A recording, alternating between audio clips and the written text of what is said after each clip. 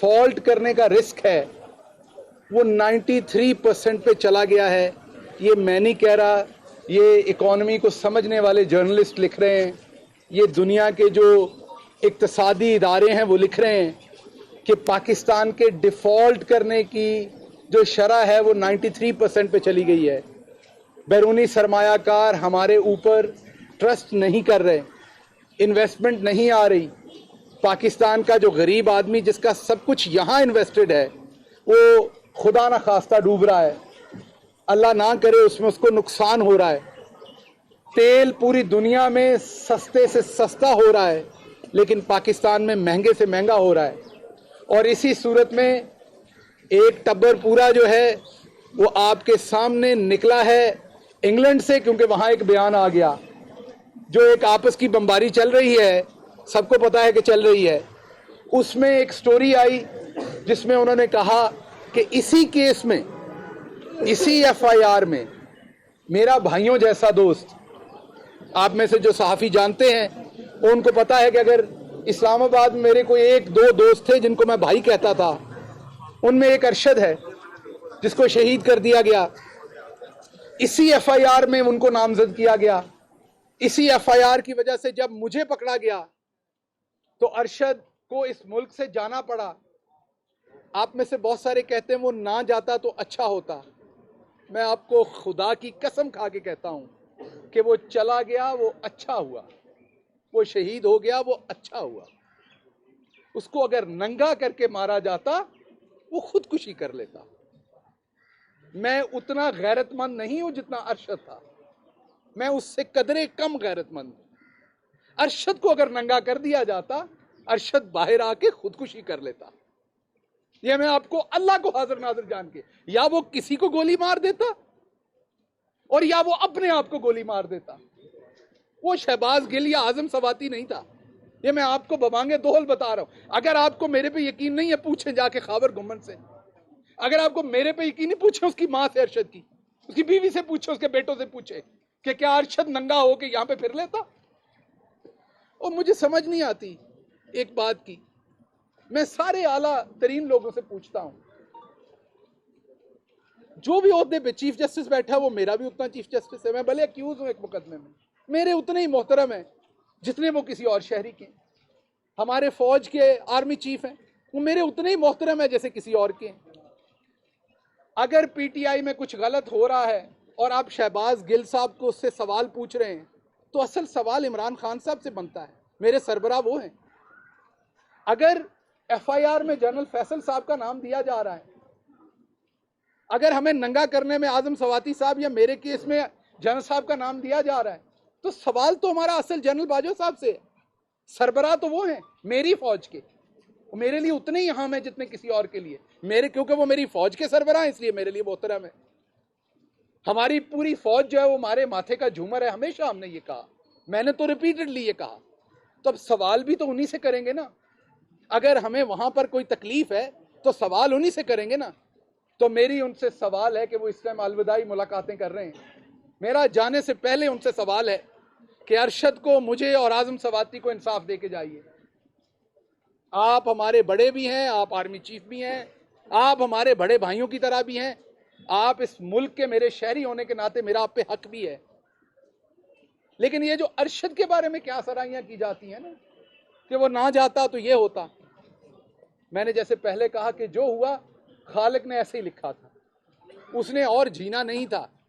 क्योंकि जीने के लिए आपको थोड़ा सा बेशर्म होना पड़ता है हमारे जैसे मुल्क में। वो अरशद नहीं था। आप में से यहां खड़ा हर सहाफी दिल पे हाथ रख के बताएगा, कसम खा के बताएगा, जो कैमरामैन जो उसे एक लम्हे के लिए जानता है वो बताएगा कि वो इस मुल्क में जीने के लायक नहीं था। अरशद इस मुल्क के काबिल नहीं था। तो अल्लाह उसकी दर्जात बुलंद करे। उसने जहां जाना था वो चला गया। जो बच गए हैं वो इंसाफ मांग रहे हैं, उनको इंसाफ दीजिए। और मुल्क जिस हिजान में है इस टाइम, जिस तरह का ये चोर टोला ऊपर बैठा फैसले कर रहा है कि जैसे ही एक स्टेटमेंट आई तो वो निकले लंदन से और यूरोप में चले गए। क्यों गए? ताकि लंदन पुलिस को जवाब ना देना पड़े। और अब क्या होगा? अब वहां पर लंदन पुलिस से भी वही खेल खेले जाएंगे और कह रहे हैं समरी हमें नहीं आई, समरी हमें भेजी जाए। समरी समरी खेला जा रहा है। मुल्क की आला तरीन जो एक अपॉइंटमेंट है उसके ऊपर आप देखिए किस तरीके से उसे पॉलिटिसाइज कर रहे हैं, और दूसरी तरफ इक्तिसादी मार्केट देखिए किधर जा रही है। तो नुकसान किसका होना है? गरीब आदमी का। नुकसान किसका होना है? आम आदमी का। तो इसलिए मैं ऑनरेबल बंदयाल साहब से भी रिक्वेस्ट करूंगा कि वो भी जिन केसेस में उनसे हमारी इस्तदा है उन केसेस में आप बात करें। मेरे से अक्सर लोग पूछते हैं गिल साहब आप बोलते नहीं, आप चुप हैं। मैं चुप इसलिए कि आप मुझे दिखा नहीं सकते। मैं हर हफ्ते 2-2 प्रेस कॉन्फ्रेंसेस करता हूं, आप दिखा नहीं पाते मुझे। आप, मैं बोलता नहीं हूं, मेरे दिल में बहुत कुछ है, मेरे दिल में बहुत कुछ है। मेरे भाई आजम साहब जो है उनके साथ जो हुआ मुझे बहुत तकलीफ है, बड़े भाई हैं मेरे। बस ये जहन में रखिए कि जो उनके साथ 2 घंटे के लिए हुआ, मेरे साथ वो हफ्तों हुआ। मेरे पास बहुत कुछ है, लेकिन मैं अपने मुल्क के लिए, मैं एक लार्जर इंटरेस्ट के लिए चुप हूं। अगर मैं बुज़दिल होता तो मैं भाग जाता। उतना गैरतमंद नहीं हूं, मैंने पहले कह दिया, जितना अरशद था, लेकिन कुछ ना कुछ गैरत तो रखता हूं मैं भी। इसलिए ना आप मेरी बात दिखा सकते हैं ना मैं बोल सकता हूं। बेहतर है ये जख्म यहीं सी दिए जाएं तो बेहतर है। सिर्फ मैं इतनी बात कहूंगा कि खुदारा जो जो जहां जहां बैठा है, जो इस मुल्क के मुस्तकबिल का ज़ामन है, वो देखे कि इस मुल्क में एक हीरे जैसा लीडर है इमरान खान। आपको सियासी इख्तलाफ होगा तो उसको दिन दहाड़े गोलियां मार दी गई हैं, कोई उसकी FIR दर्ज नहीं कर रहा, कोई उसका पुरसाने हाल नहीं है। मैं तो ये एक्सपेक्ट करता था मेरे ऑनरेबल चीफ जस्टिस बंदयाल साहब जाके उनका पता लेते, उनकी तीमारदारी करते। मैं सियासत की बात नहीं कर रहा, ऑफ कोर्स वो गैर सियासी, उनकी पोजीशन ऐसी है, लेकिन बीमारी, तीमारदारी, मौत, जिंदगी, इससे तो नहीं बांटा हुआ। क्या हम शादियों पे नहीं जाते एक दूसरे की? तो उनकी तीमारदारी करते, उनका हाल पूछते, उनसे सुनते कि हुआ क्या है।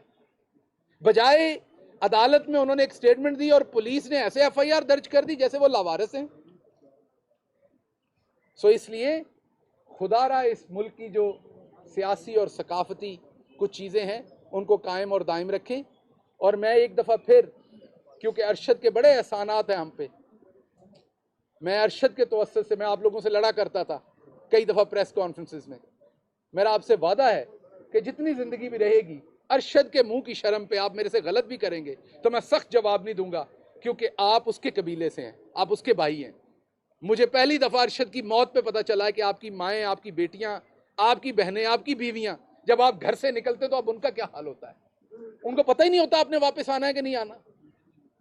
तो इसलिए आप मेरे भाई मोहतात भी रहा करें, और अपने घर वालों के साथ भी अपना रिश्ता जो है, जो वक्त है, वो ज़्यादा स्पेंड करें, क्योंकि जो निज़ाम यहाँ राइज हो गया है उसमें कोई पता नहीं कब किसी के सर की कीमत, कब किसी के सर की बोली लगा दी जाए।